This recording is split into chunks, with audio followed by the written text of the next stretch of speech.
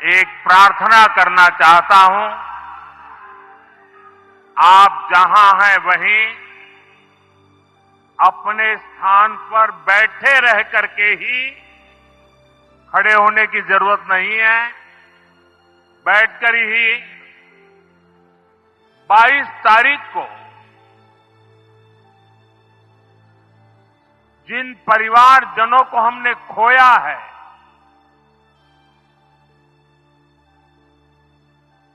उनको श्रद्धांजलि देने के लिए कुछ पल हम अपने स्थान पर बैठ करके ही मौन रख करके अपने अपने आराध्य देव का स्मरण करते हुए उन सबको श्रद्धांजलि देंगे। उसके बाद मैं आज अपनी बात प्रारंभ करूंगा।